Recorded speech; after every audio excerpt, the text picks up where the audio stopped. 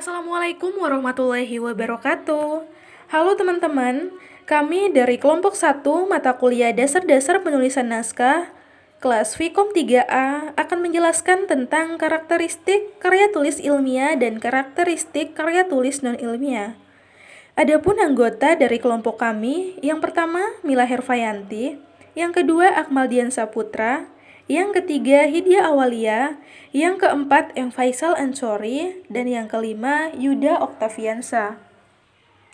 Untuk yang pertama, kami akan menjelaskan definisi dari karya tulis ilmiah dan definisi dari karya tulis non-ilmiah.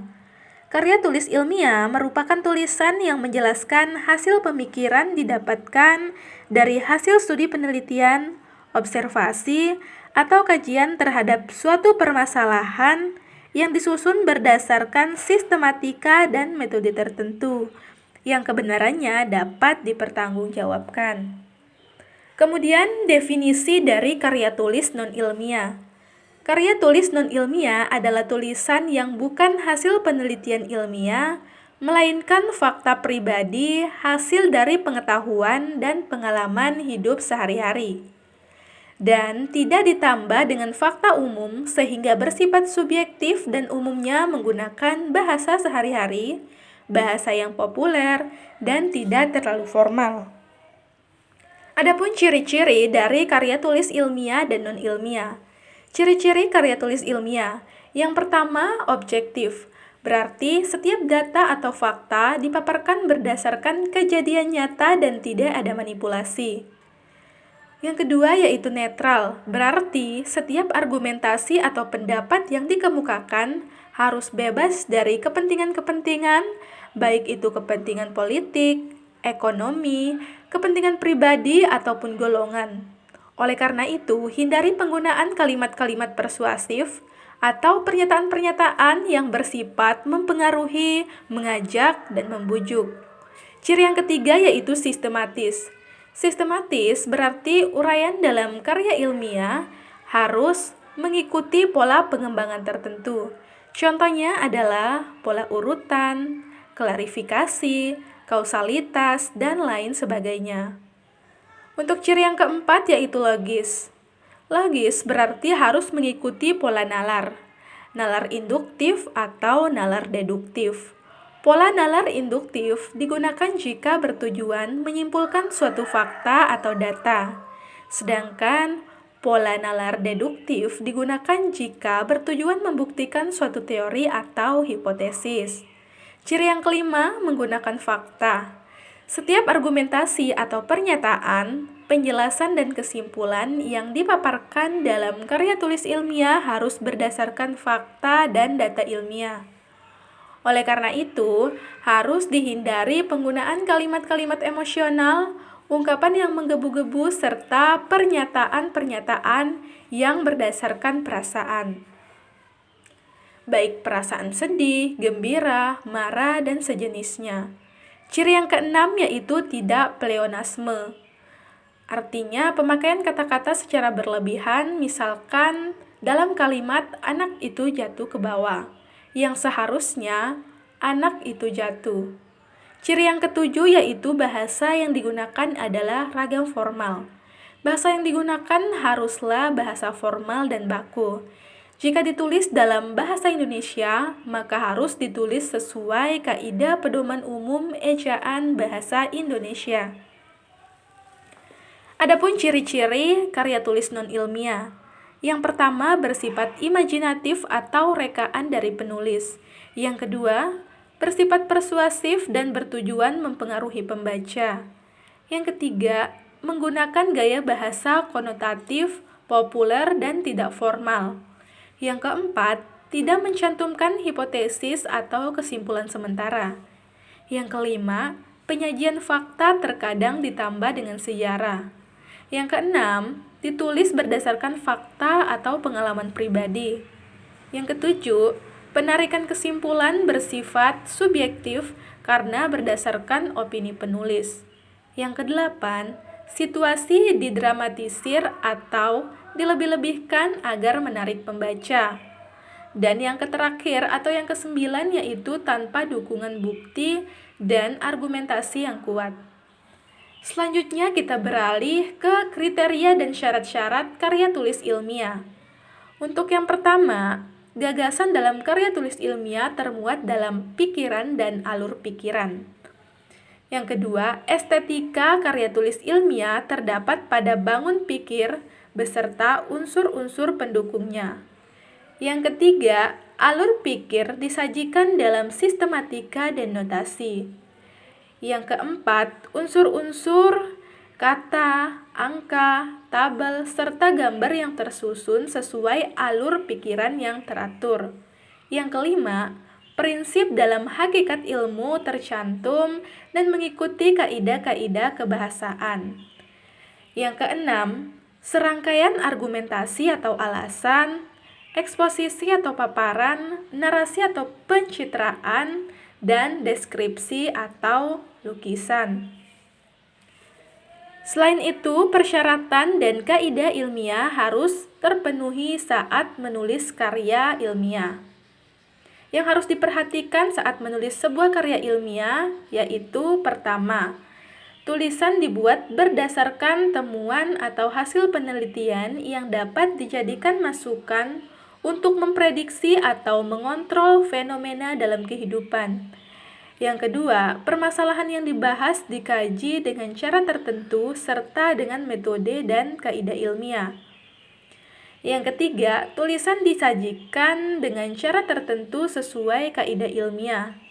Yang keempat, menggunakan bahasa tulis ilmiah yang tepat yaitu ringkas, runtun, tepat, kuantitas, logis, dan notatif sesuai dengan kaidah bahasa baku. Prinsip penulisan karya ilmiah.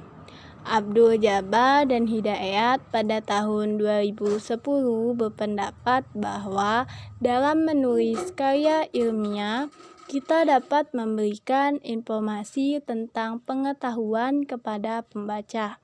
Dalam menulis suatu karya ilmiah, hendaknya berpegang pada prinsip penulisan karya ilmiah, yaitu pertama, spesifik. Karya yang akan ditulis hendaknya spesifik dan fokus pada topik tertentu. Hal ini untuk memudahkan pembaca dalam memahami permasalahan yang sedang dibahas dalam karya tulis kita. Yang kedua, kesinambungan. Karya tulis ilmiah harus ditulis secara runtut sesuai dengan kaidah penulisan ilmiah. Selain itu, topik dan tujuan yang diinginkan harus tertuang pada setiap kalimat, paragraf, dan setiap kata yang mewarnai isi dari karya tulis kita. Yang ketiga, jujur. Kejujuran merupakan esensi dari sebuah karya tulis ilmiah. Jujur di sini maksudnya adalah jujur dalam proses, yakni metode dan hasil. Jika karya tulis kita merupakan hasil penelitian. Selain itu, jujur bisa ditunjukkan dalam bentuk pengutipan dan pencantuman sumber referensi. Manfaat dan tujuan karya tulis ilmiah. Beberapa manfaat kegiatan penulisan karya ilmiah antara lain: A. Sebagai sarana pengembangan pemikiran. Dukungan sangat diperlukan untuk mencapai perkembangan kognitif seseorang yang optimal. Contoh dukungan yaitu pembiasaan diri untuk menyadari dan membedakan antara pemikiran atau gagasan dengan segala sesuatu tentang dunia nyata, tentang peristiwa, tentang berbagai kondisi, sehingga diciptakan simbol-simbol untuk memperjelas objek peristiwa itu sendiri. Langkah tersebut akan memungkinkan seseorang untuk melakukan eksplorasi terhadap pengalaman-pengalaman nyata yang dialami. B. Sarana untuk menyimpan, mengorganisasi, dan mensintesiskan gagasan.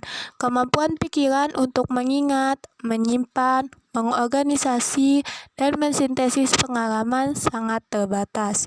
Penulisan karya ilmiah akan melatih pikiran agar fokus pada pemikiran kita dan menemukan hubungan antar materi atau informasi dan gagasan. Hal tersebut memunculkan pertanyaan-pertanyaan baru yang berharga untuk dijawab dan membantu kita untuk menemukan cara baru dalam penyelesaian masalah. C. Sarana untuk membantu menemukan kesenjangan dalam logika atau pemahaman. Kegiatan menulis dapat membantu kita dalam menemukan kesulitan atau kekurangan pengetahuan kita tentang berbagai teori atau konsep, sehingga memungkinkan kita untuk menjadari dan menemukan alur pemahaman kita terhadap suatu masalah, konsep, atau teori. Kegiatan menulis karya tulis ilmiah membuat kita menyadari berbagai isu yang perlu dipikirkan dan mengkajinya melalui penelaahan ulang berbagai teori baru. D. Sarana untuk membantu mengungkap sikap kita terhadap suatu masalah. Kegiatan menulis membantu kita memperoleh kejelasan letak atau kedudukan di tengah-tengah permasalahan yang dikaji, sehingga memungkinkan kita untuk melihat secara objektif kelemahan dan kekuatan dari berbagai perspektif yang berbeda-beda. Yang sarana untuk berkomunikasi. Kegiatan menulis membantu kita dalam mengorganisir berbagai informasi yang sama atau bertentangan.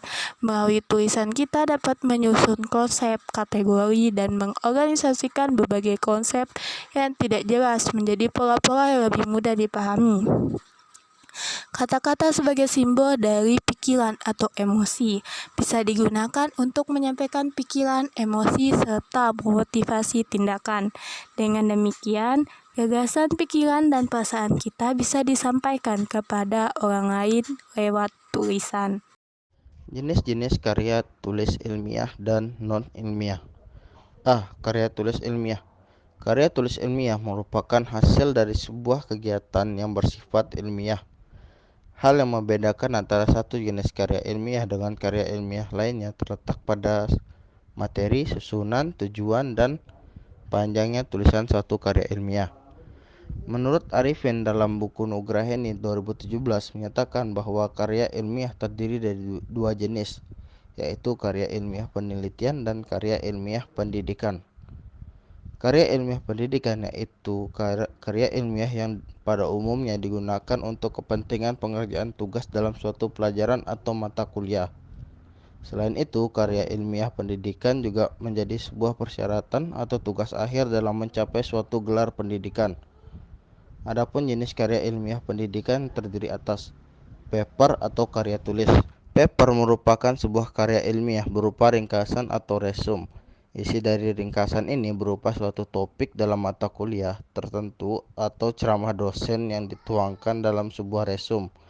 Menurut Juroto dan Supriyadi dalam Nugraheni 2017.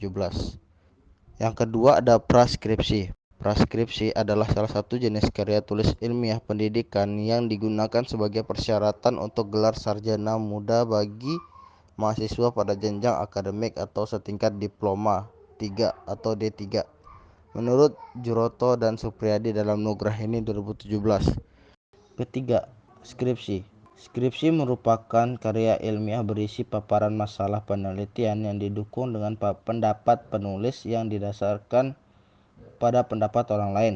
Pendapat yang dipaparkan harus didukung oleh data dan fakta-fakta empiris objektif baik berdasarkan penelitian langsung maupun penelitian tidak langsung atau studi pustaka dengan mengikuti alur pemikiran ilmiah yaitu logis dan empiris. Yang keempat ada tesis. Tesis merupakan salah satu prasyarat untuk mendapatkan gelar. Perbedaannya adalah tesis merupakan tugas akhir bagi mahasiswa yang akan memperoleh gelar S2 dan bersifat mendalam dibandingkan dengan skripsi. Kelima ada disertasi. Disertasi merupakan salah satu jenis karya tulis ilmiah yang mengemukakan suatu dalil yang dapat dibuktikan oleh penulis berdasarkan data dan fakta yang akurat dengan analisis terperinci. Karya ilmiah penelitian.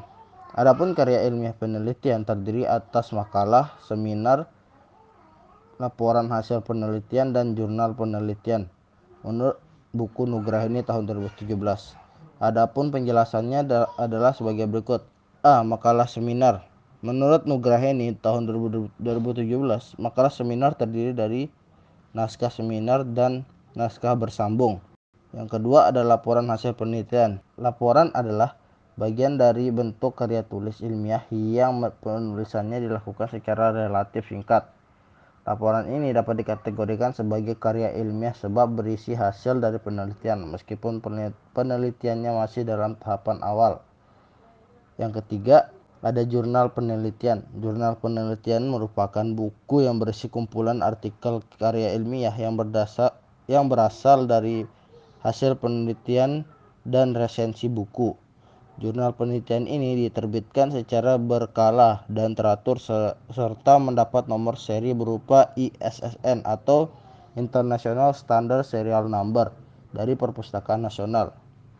Berdasarkan segi bentuk dan fungsinya, karya ilmiah dapat dibagi ke dalam 10 jenis menurut Pardede 2010, yaitu yang pertama ada laporan, merupakan karya tulis yang berisi rangkuman kegiatan yang sedang atau telah dikerjakan, diteliti atau diamati. Yang kedua ada makalah, merupakan suatu tulisan hasil karya mahasiswa dalam rangka menyelesaikan tugas dalam mata kuliah tertentu. Yang ketiga, kertas kerja, merupakan karya tulis yang berisi prasaran, pendapat atau saran terkait pembahasan suatu masalah untuk dibacakan dalam rapat kerja, simposium, atau seminar.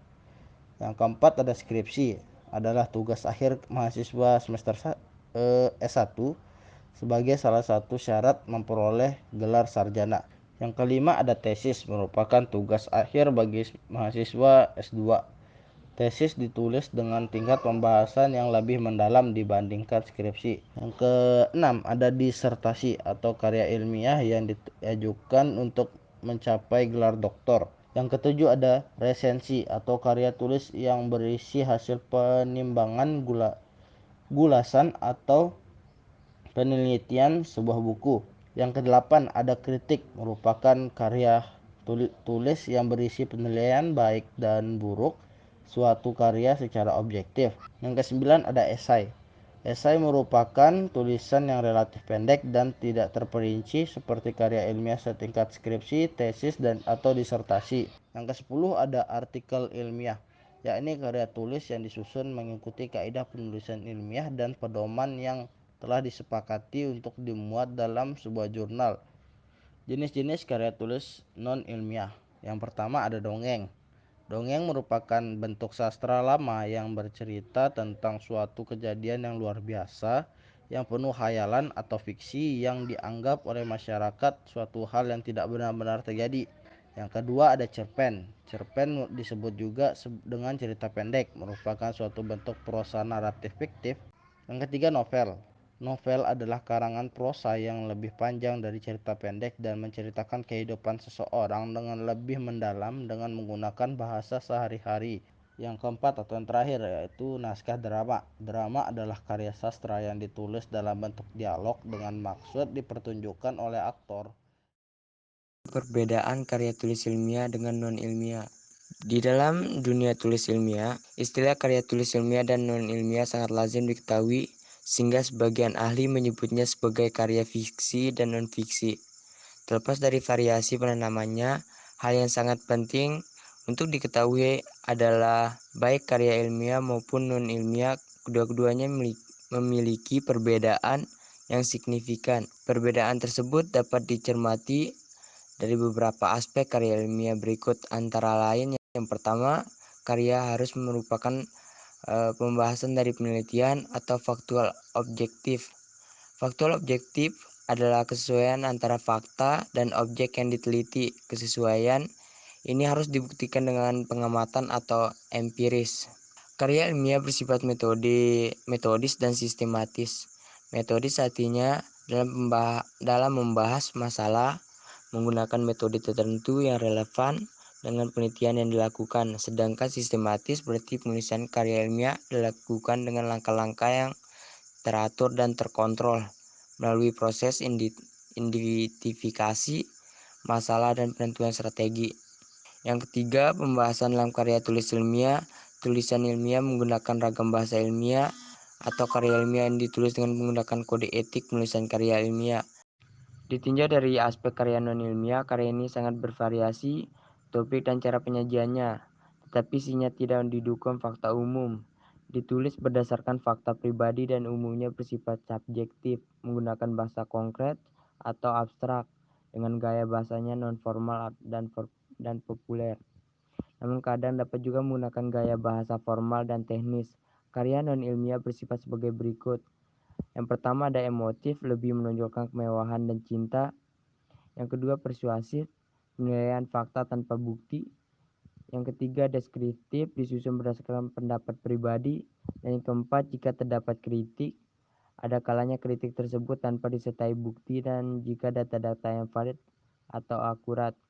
Berdasarkan karakteristik karangan ilmiah, semi-ilmiah, dan non-ilmiah yang telah dijelaskan, maka yang termasuk karangan ilmiah adalah makalah, laporan, skripsi, tesis, disertasi. Sedangkan karangan semi-ilmiah antara lain artikel, future, kritik, esai, resensi. Sedangkan yang termasuk dalam karangan non-ilmiah antara lain anekdot, dongeng, hikayat, cerpen, cerbung, novel, roman, puisi, dan naskah drama.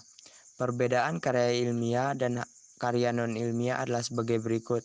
Yang pertama, karya ilmiah bersifat objektif dan faktual atau berdasarkan fakta yang ada. Sementara itu, karangan non-ilmiah bersifat subjektif dan fiktif atau berdasarkan imajinasi sang penulis.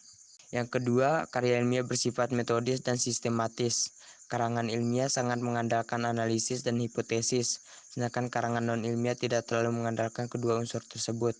Yang ketiga, tulisan ilmiah menggunakan ragam bahasa ilmiah. Gaya bahasa karangan ilmiah cenderung formal atau baku dan lugas, sedangkan karangan non-ilmiah gaya bahasanya cenderung berkias. Yang keempat, karangan ilmiah tidak bersifat persuasif atau mempengaruhi pembaca, sementara karangan non-ilmiah bersifat persuasif dan juga bersifat dapat merangsang imajinasi pembaca. Yang kelima, karangan ilmiah bersusun dengan kepentingan pribadi, sedangkan karangan non-ilmiah disusun atas kepentingan seni dan kepuasan batin penulisnya. Demikianlah penjelasan materi karakteristik karya tulis ilmiah dan non-ilmiah dari kelompok 1 kelas Fikom 3A. Jika teman-teman berkenan untuk membaca full materi ini, kami sudah menyediakan link soft filenya di kolom deskripsi di bawah ya. Thank you.